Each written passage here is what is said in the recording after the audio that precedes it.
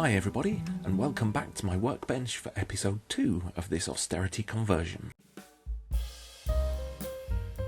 What we're looking at here is a 2mm Scale Association Mark V driving wheel. It has a 3D printed sintered stainless steel centre, which has been machined and fitted separately with a turnstile half axle and rim.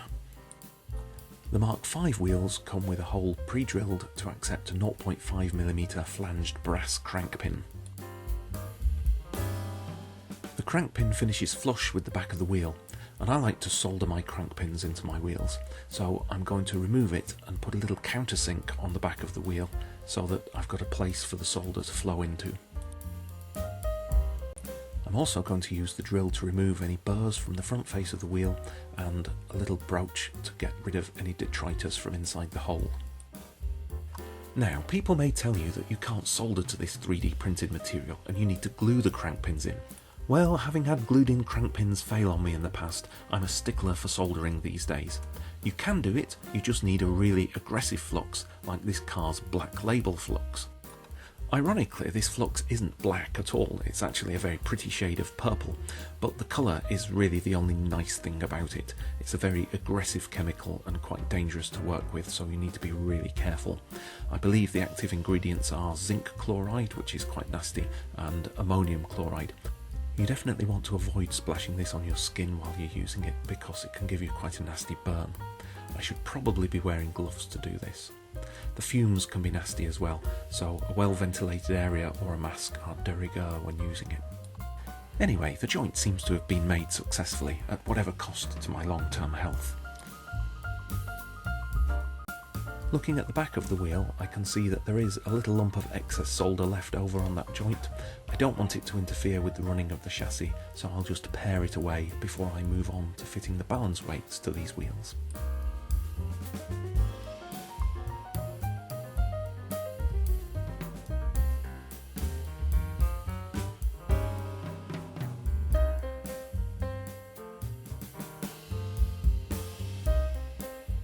As we found with the main frames, once we've finished cutting these parts from the fret, there will be some visible remains of the joining tags, and we need to spend a little bit of time carefully removing those. I'm using a half round file here, held at an angle so that the curve of the file matches the curve of the inside of the balance weight, and by being very gentle in this way I can remove the tags but not change the shape of the part itself. Now I'm flipping it over to do the outside, and I can just use the flat edge of the file here and roll it round to maintain that curve.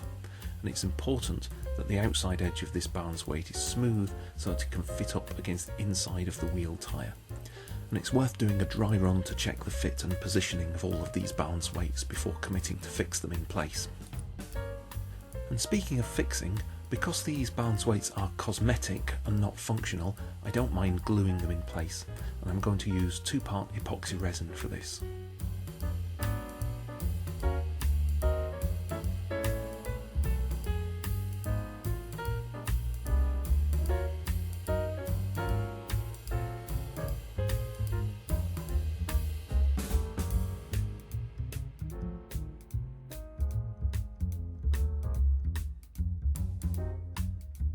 And now for the messy part. I put the glue onto the wheels first, blobbing it into roughly the right position where the balance weight's going to go. It's very difficult to control exactly where the glue's going, and there will be some excess that needs to be removed later on, but it's better to have too much and a secure joint than not enough. The other advantage of putting the glue on like this is that if there happens to be a slight gap between the balance weight and the wheel rim, then the glue will go up and fill that gap, and once it's painted you'll never know that it was there.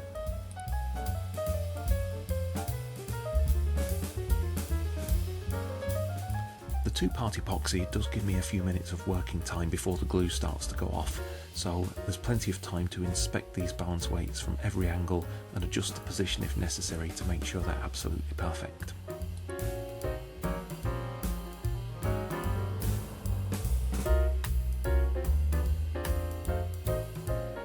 And once the epoxy has thoroughly set, then begins the laborious task of removing all the excess by cutting, scraping, filing, poking, whatever means necessary.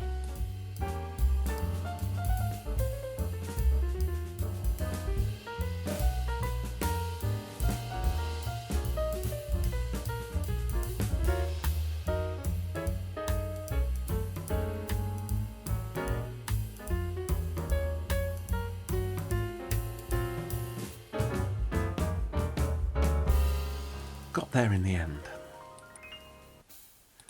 My thoughts are turning for a moment to the gearing arrangements of the loco, and having pushed an association worm onto the motor shaft, I'm measuring the distance between that shaft and where the centre of the worm gear will be located.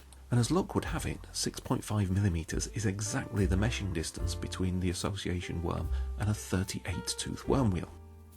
Now, this chassis was designed for a 30-tooth worm wheel, not a 38-tooth, so I'm setting up the idler gears on my gear meshing tool to see if the 38-tooth gear will fit alongside them. That was the 30-tooth, and here comes the larger 38-tooth, and you can see that it is binding tightly against the other axle, but there's not a lot in it, so I'm wondering if it might be possible to slim down that axle in the middle and make room for the 38-tooth gear to rotate. Offering the 38-tooth wheel up to the loco chassis, it looks like there is room to accommodate it within the firebox, but unfortunately that brake cross shaft is in the way of it sitting down properly where it needs to go, so I'll just cut a gap in there before I go any further.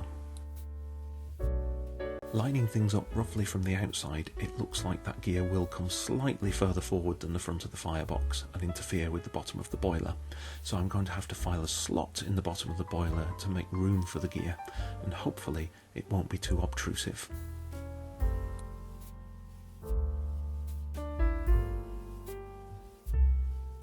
For the moment, I'm just making my best guess as to how deep this slot needs to be. I can always revisit it later if necessary.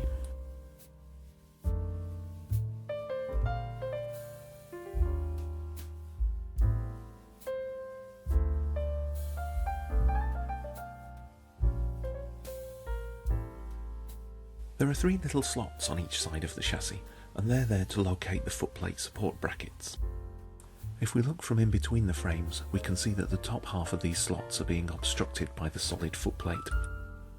And when we look at the brackets themselves and where those tabs are positioned, it becomes apparent that half the bracket is going to be inside that solid footplate. So it looks like I'm going to either have to reposition or cut down these brackets in some way, and it does make me wonder if it's worth fitting them at all. So I'm cutting one out now to see how it fits, and then I can work out what to do. So when fitted in the slots, the top of the bracket looks to line up exactly with the top of the frame. There's no room to move it down because the wheel's in the way, so I'm going to have to remove 1mm from the top of the bracket if I want to have it there at all. And when I've marked the area to remove, it leaves the tiniest little triangle left there next to the tip of the tweezers. It's easy enough to just snip off the surplus end of the bracket, but when it comes to removing the rest of the material, there's not a lot to get hold of, so I'm using my Morn parallel action pliers, rather like a hand vise, gripping very tight on that little corner of the piece, and I'm using my finger as a filing rest, so I can go very gently and carefully down to the line. Fortunately, there's just enough of the tab left over to be able to locate the bracket positively in the bottom edge of the slot in the frame. I'm going to be a little bit generous with the solder, not only to make a secure joint, but also to try and fill in the remains of the slot. Well, the bracket looks okay, and more importantly, the footplate is still a good fit onto the chassis. Before carrying on to fit the other brackets, it's worth pausing just for a moment to double check there are no clearance issues where the wheel flange needs to rotate. With the first bracket having soldered in place perfectly, it's inevitable that the second one is going to slip out of my tweezers, enter fully into the slot, and end up at some weird angle. But the beauty of soldering is that you can remelt the solder, take it apart, and have as many goes as you like until it's perfect. Success at last, and by the third bracket I've mastered the technique. Another fiddly little detail to add to the frames are these gusset plates which join the frames to the buffer beams. There are slots for them, but of course nothing is going to be straightforward because of that gap between the end of the frame and the buffer beam. If we just solder them into the slots, they're going to be in the wrong place. Hopefully you can see what I mean here when I offer this plate up to the slot. There's a gap left between the plate and the back of the buffer beam. I've got an idea that if I were to remove half of that tab, I'd be able to slide the plate back in the slot and have it lining up perfectly with the buffer beam. So here I am, holding the part in my Morn parallel action pliers again, and very carefully filing that tab away.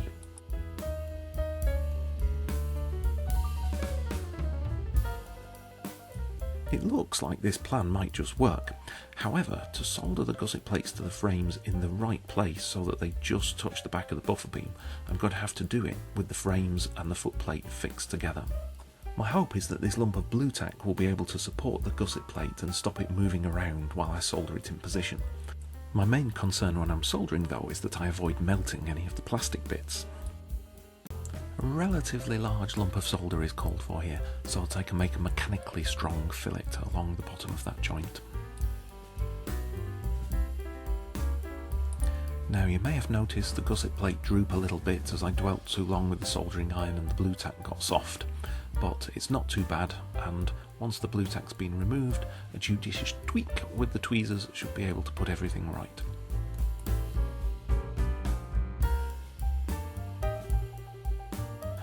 I think I've got away with this one, so it's a case of rinse and repeat for the other three corners.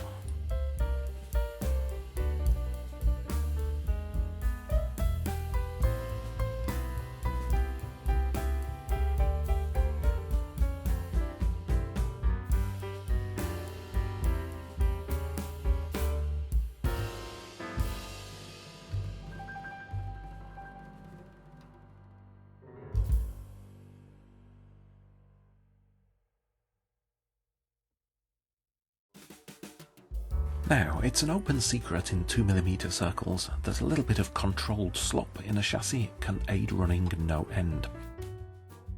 The method I'm following consists of opening out some of the axle bearings to 0.6mm and fitting very light pickup springs to bear down on the tops of those axles. This technique was written up many years ago by Simpson and since then has been known as Simpson springing. At this point, I like to break the edges of these axle bearings just by twisting a large size drill lightly in my fingers, hardly applying any pressure. Not only does this get rid of any burrs that might have been raised by drilling through the axles, it also helps them to retain oil.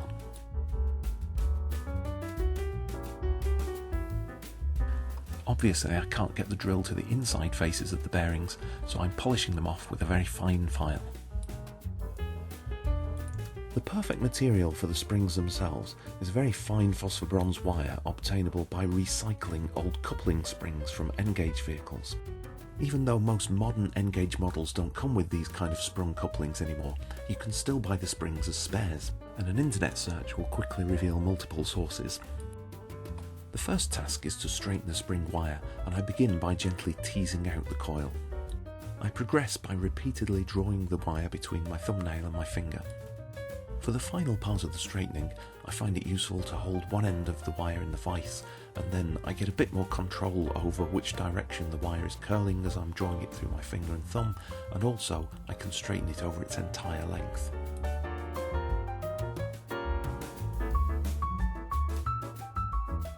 There are tiny holes etched into the loco frames, and I need to measure the distance from these holes to the other side of the axle bearing, and that will give me the length of the spring required. Here I'm just putting a right angle bend into the end of the wire, and this is going to form a leg that will poke through the hole in the frames. I can then measure off my required spring length on the long straight part of the wire. A friendly little blob of blue tack holds the wire in place while I cut it and prevents it pinging off into oblivion. I need to prepare 4 of these little springs because they're going to be fitted either side of the front and centre driving axles. The rear axle didn't have its bearings opened out to 1.6mm, and that's because that's the axle with the gear on it, and I don't want any slop to interfere with the meshing of the gears. Fitting the springs into the frames can be quite tricky. I want to line the spring up so that it lies across the centre of the axle hole, and then clamp it in place while I can solder the little leg into the hole in the frame. To clamp the spring without squashing it, I'm using an aluminium curl clip with one of its prongs cut off.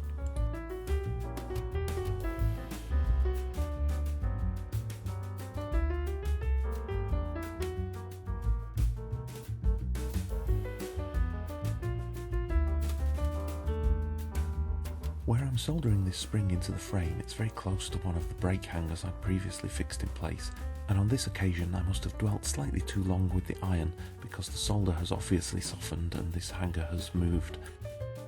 Still, it's nothing that a judicious tweak with the pliers can't quickly resolve. It remains for me to snap off the excess spring wire protruding on the outside of the frames by simply working it backwards and forwards a few times.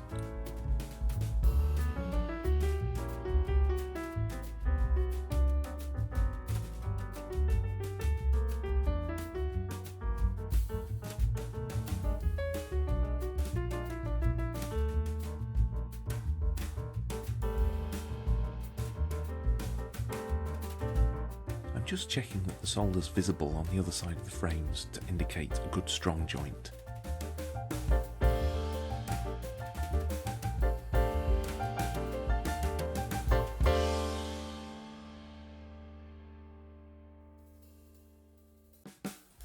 The plastic muffs which join the two halves of the axles together are nominally about 6mm in length, but some of them are inevitably going to need shortening slightly. Not only will we need a running clearance between the frames, but those axles where the Simpson springs are fitted are going to need an extra bit of side play as well. So I'm working my way around the chassis with my digital calipers, figuring out exactly how long I want to make each muff.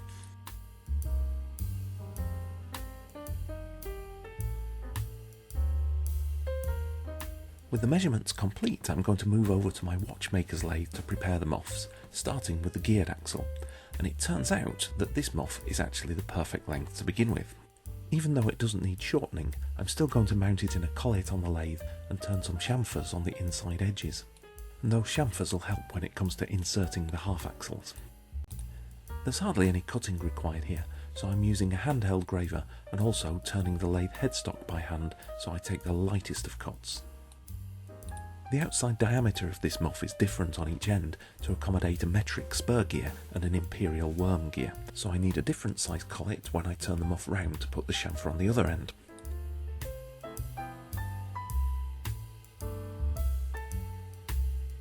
Here's the 38 tooth imperial worm gear, and if I swing the T-rest out of the way, I can use the lever feed tailstock on the lathe to press this nice and squarely onto the muff.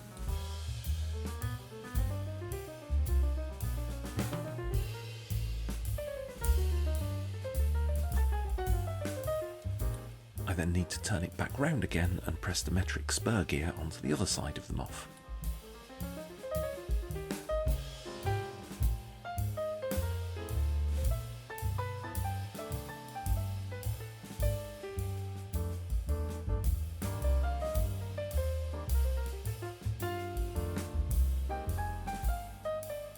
No wobbly gears for me today.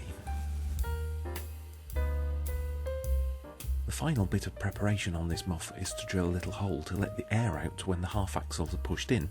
We don't want it to turn into a compressed air piston and try and push the axles back out again.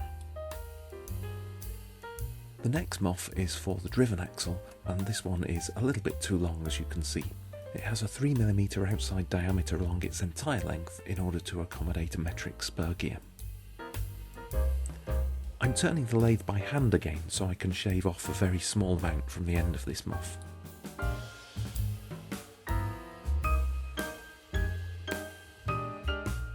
And it's simply a case of repeatedly taking a little bit off the length and measuring it until I get down to the required size.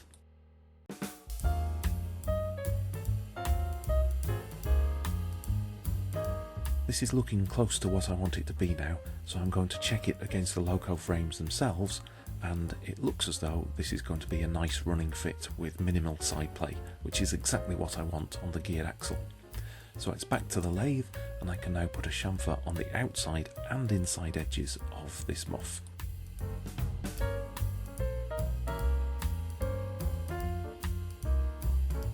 Now, if you remember, I decided I was going to have to try and thin the centre section of this muff to accommodate the oversized worm wheel. So what I'm doing now is marking off the width of the spur gear so that that section of the muff remains full thickness in order to mount the gear on it. And in fact, I'm going to put that section of the muff in the collet to protect it, hold it by that end, and support the other end with a live centre.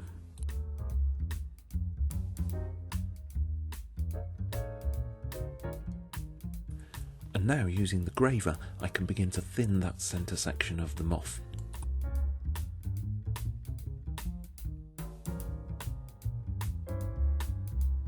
want to reduce the diameter of this centre section by a little over 0.5 mm and end up with something that looks a bit like a dumbbell shape.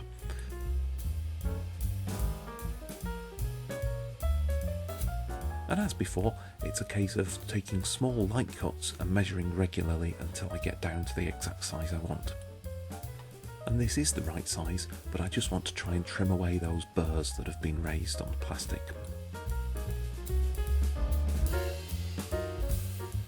So that's my finished shape, and this is the end that the gear's going to get mounted on. But before I do mount the gear, I'll drill the air hole while I can support them off at both ends.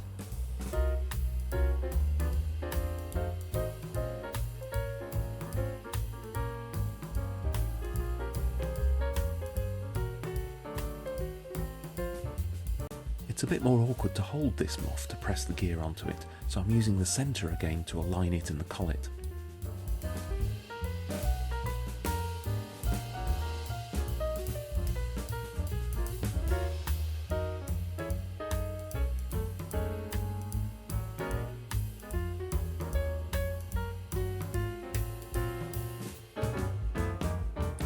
Before I commit myself to assembling these gear muffs permanently into the chassis, I want to do a dry run to make sure those clearances are sufficient.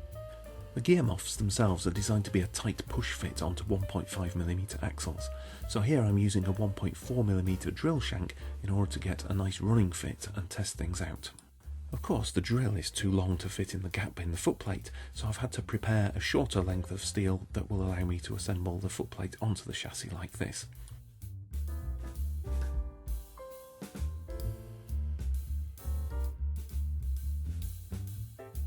This is the first time I've been able to test properly the mesh between the worm and the worm wheel. I was expecting to need to put some packing at one or other end of the motor to get the mesh right, but it seems to be pretty much spot on as it is, which is a real stroke of luck. Also, the slot that I'd speculatively filed in the bottom of the boiler to accommodate the worm wheel seems just about the right size too. My final test is to make sure there's no chance of the worm wheel coming in contact with the other muff where I've thinned it in the middle. There's not a lot of clearance, but it looks like I'm getting away with it.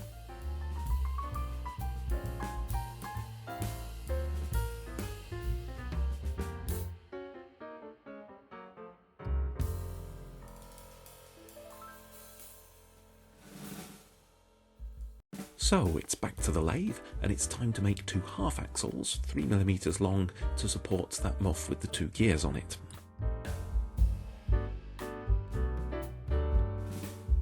I'll begin by marking off the length of the first axle,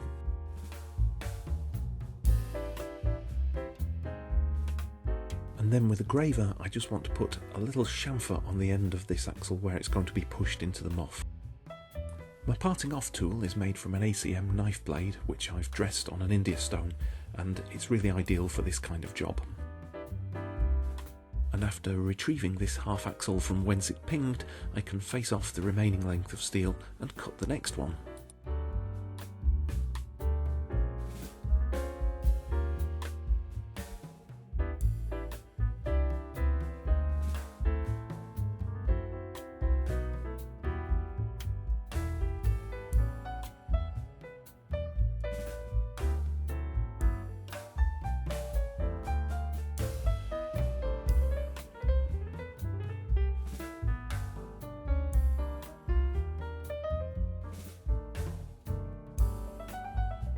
The non-chamfered ends of these half axles still have a little turning pip on them, so the next job is to remove that and also break the edges to get rid of any burrs that might have been raised by the parting off tool.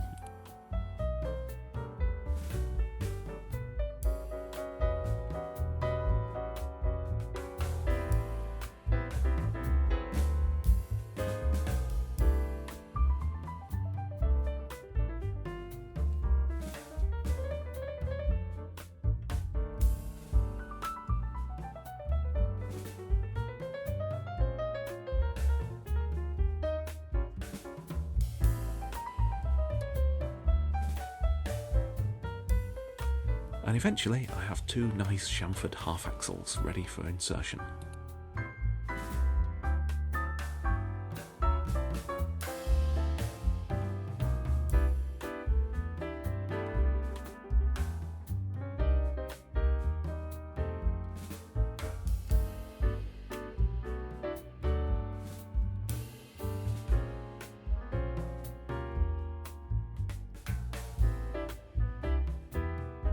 As I mentioned earlier, these axles are a tight push fit into the muff, so I'm going to need to squeeze them in with the vice.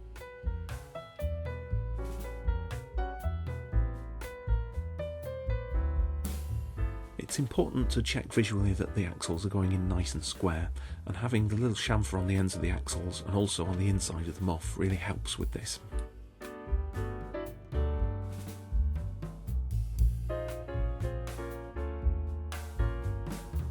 I thought I'd got there, but it looks like the side with the idler gear hasn't squeezed all the way home, so I need to put that back in the vice, otherwise it'll bind on the inside edge of the footplate.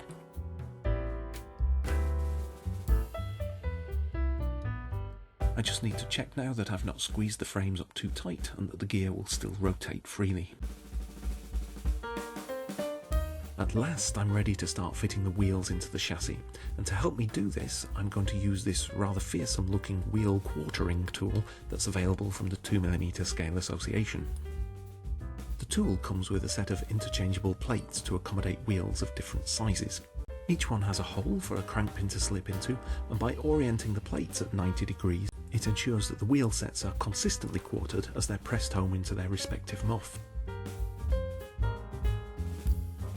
I'm making use of a couple more of my old friends, the aluminium curl clips, to stop the wheels falling out of the tool while I get everything lined up.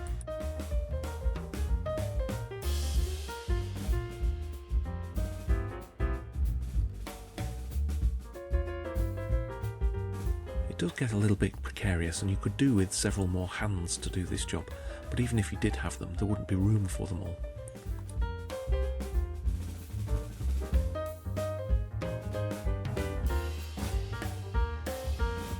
Once everything's carefully lined up, I can begin winding in the tool and the wheels will start pressing into the muff. Fortunately, I can't press the wheels all the way into the muff because there are too many things sticking out of the side of the chassis frames. Those brackets and the brake hangers and the sandboxes, and they're stopping the tool from being able to close up properly. I'm hoping though that I'll be able to get the wheels far enough into the muffs that the muffs will grip the axles and hold the quartering while I can transfer the whole lot to the vice and then use the corners of the vice jaws on the edges of the wheels to push them fully home. The alternative would have been to fit the wheels before adding the other details to the frames, but I think that would have made life even more difficult in the long run.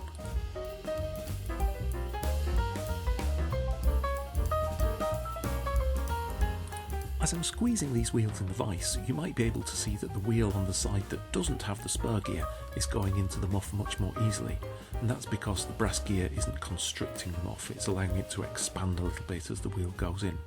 That's okay, but I need to stop before that wheel gets fully home. I need to try and make sure that the gap between the back of the wheels and the frames is equal on both sides of the chassis. And to help me achieve that, I'm going to make use of some of these etched spacing shims. Some of them came with the quartering tool and others are left over from kits, but it's easy to just file them out of sheet nickel silver. To use them, I just need to slip the required thickness over the axle between the back of the wheel and the frame, and then I can squeeze the wheels up tight.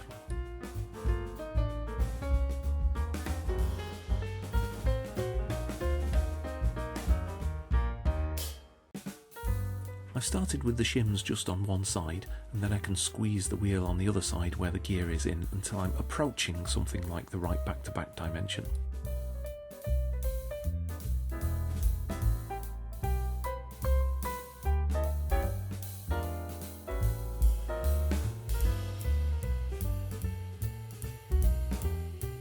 Once I've measured the back-to-back and I know how much further the wheels need to squeeze together, I can select shims of equal thickness and put them on each side.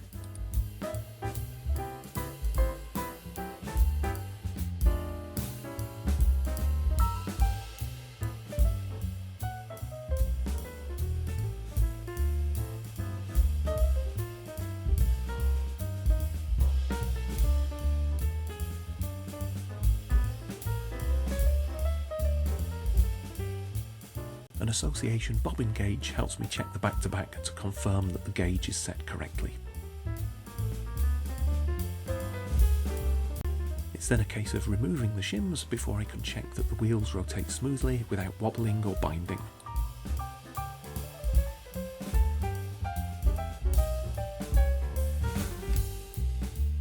I thought I'd test things out with the footplate in place, but it immediately became obvious that the crank pins were too long and were getting stuck against the injector overflow pipes.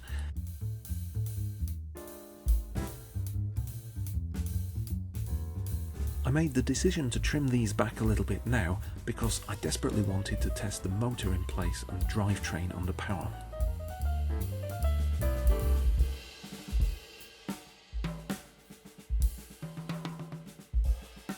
And to my relief, everything seems to be working as it should.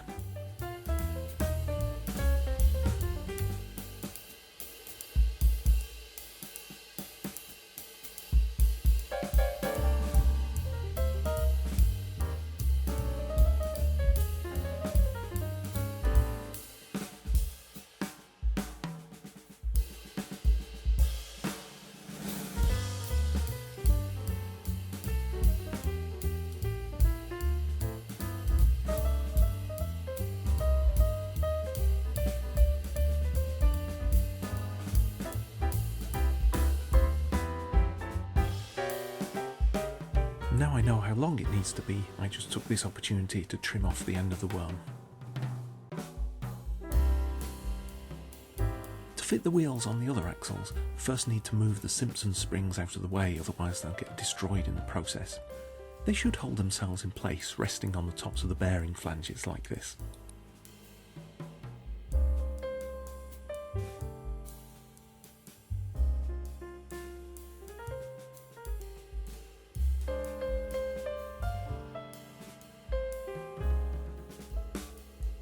This muff is about 0.5 mm narrower. It's got to allow a little bit of side play and also room for those springs to fall down between the bearing surfaces. The downside of this is that there's 0.5 mm less muff to grip the very ends of these axles when we can't squeeze them in very far with the tool. And as you can see, that 0.5 mm made all the difference. Here I'm trying and failing miserably to grip the muff and push it down onto the axle. Better stop that before I break it.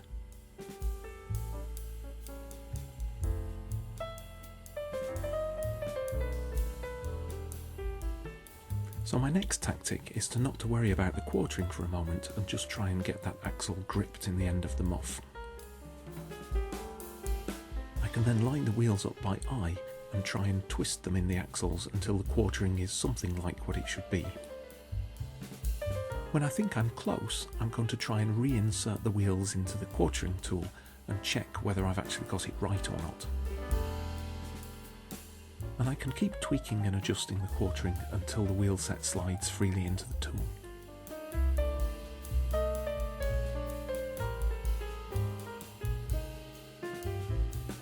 Another consequence of having that shortened muff means that, as well as ensuring the wheels are centralised over the frame, the muff needs to be centralised between the frames, and that means we need spacers between the muff and the insides of the bearings, as well as these spacer shims between the backs of the wheels and the outsides of the frames. Other than that, I'm following the same process as for the previous axle. It's probably worth mentioning at this point that there are several builders of 2mm locos who prefer to remount the muffs so that they're a much looser fit on the half axles. There are advantages and disadvantages to doing it this way. With looser fitting muffs, it can be easier to adjust the back-to-back and the quartering once the wheels are inserted, but once that's been done, it's necessary to inject some kind of adhesive into the muff to fix the wheels in place. My own preference, as I'm demonstrating, is for a tight friction fit, but my way of doing things is by no means the only way. It's a good idea to go very slowly and carefully, checking often when squeezing these wheels up to gauge. It's a lot easier to squeeze up a little bit more than it is to pull the wheels out again if you've squeezed them up too tight, especially if you're going for the tight friction fit.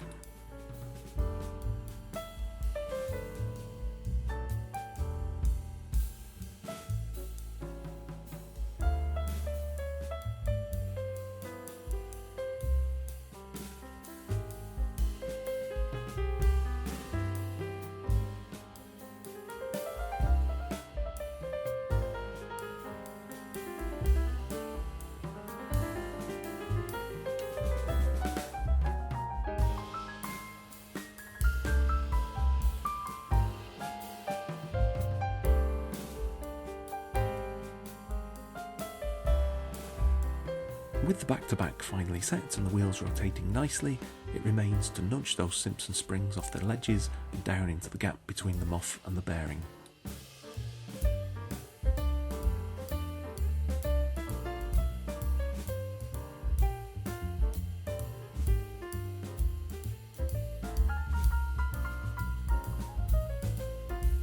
The procedure for fitting the front axle follows exactly that of the centre axle with all its attendant frustrations. Although I still need a running clearance for the Simpson springs, I try to have less side play on the front axle so that the loco has less tendency to twist as it runs along the tracks. One thing I didn't mention earlier is that when I'm using the vice to push the wheels in like this, I'm very careful to make sure the vice jaws are contacting the centre boss of the wheels. This makes sure that the wheels are pushed in straight, and that gives me the best chance of avoiding the wheels wobbling when the loco's in motion.